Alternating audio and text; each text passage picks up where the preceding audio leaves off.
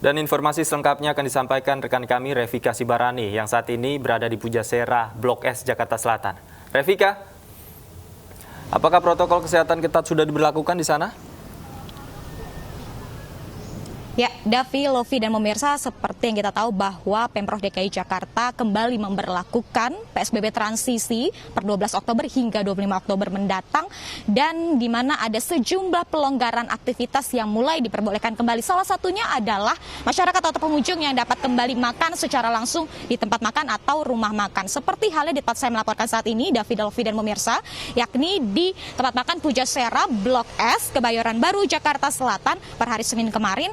Ini masyarakat atau pengunjung yang datang sudah diperbolehkan untuk makan di tempat, namun dengan sejumlah aturan yang diberlakukan. Salah satunya adalah maksimal satu meja hanya dapat diisi oleh 3 orang saja. Sehingga bisa Anda saksikan di layar kaca Anda bahwa dari pihak pengelola atau pedagang sendiri ini sudah memberikan tanda cross agar pengunjung ini dapat mengikuti di mana posisi duduk mereka masing-masing. Selain daripada itu juga kami tadi sudah melihat setiap toko ini ada tempat cuci tangan dan sabun yang disediakan, sehingga akhirnya pembeli yang datang ini harus terlebih dahulu mencuci tangannya dengan air dan sabun. Kemudian juga dapat kami informasikan wajib menggunakan masker ini tetap harus dilakukan selama pengunjung atau pembeli ini tidak melakukan aktivitas makan ataupun minum. Tadi kami juga sempat berbincang dengan pedagang yang ada di tempat ini.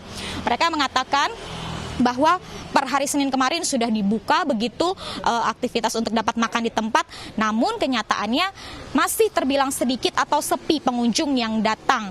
Mungkin hal ini juga disebabkan karena mayoritas karyawan ini masih bekerja dari rumah.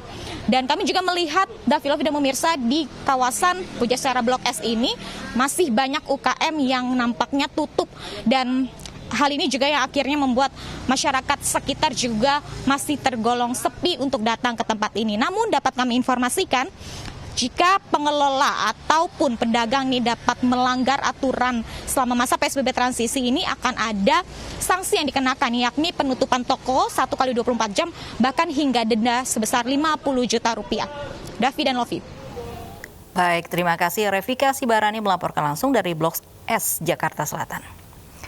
Terkait kembali diizinkannya layanan makan di tempat, sudah bersama kami ada Ketua Departemen Epidemiologi FKM UI, Pak Tri Yunis Miko Wahyono. Selamat siang Pak Miko.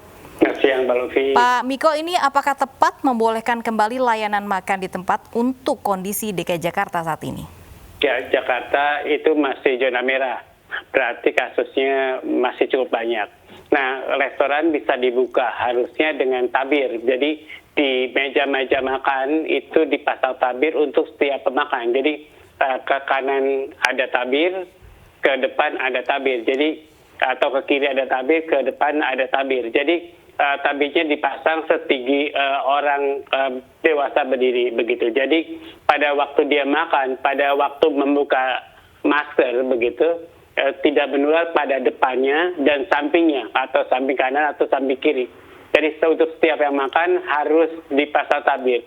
Dan ini sudah berhasil efektif di Thailand begitu.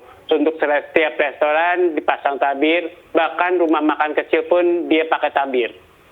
Baik, Pak Miko, jika kita berkaca pada masa PSBB transisi sebelumnya, restoran sudah mulai buka, namun tidak semuanya ini memakai tabir seperti yang Anda katakan tadi. Evaluasinya seperti apa, Pak Miko? Ya, masalahnya adalah pengunjungnya tidak pasti ya, tidak tetap gitu. Nah, kalau pengunjungnya tetap bisa dipastikan bahwa klaster terjadi pada restoran.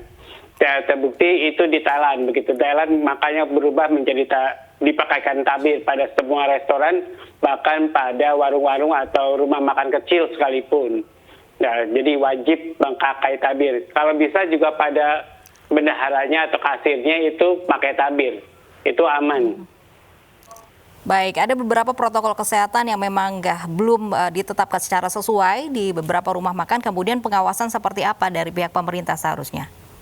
Ya, jadi pengawasan itu kalau pakai tabir lebih gampang. Kalau cuma jarak itu sulit sekali. Kalau restoran pakai tabir kan kelihatan tabirnya di semua meja makannya. Kalau jaga jarak itu kan kalau diisi, kalau nggak terisi nggak terlihat begitu. Jadi lebih baik pakai tabir.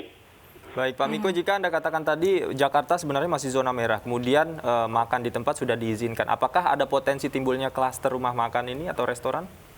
Ya, jadi kalau di zona merah rasanya harusnya dilakukan pembatasan sosial ya, bukan pelonggaran sosial. Jadi pada PSBB transisi ini yang dilakukan adalah pembatasan sosial atau pelonggaran sosial begitu. Jadi clear harusnya ini dilakukan pembatasan sosial, bukan pelonggaran sosial begitu. Baik. Terima kasih Pak Miko sudah bergabung bersama kami di iNews Siang.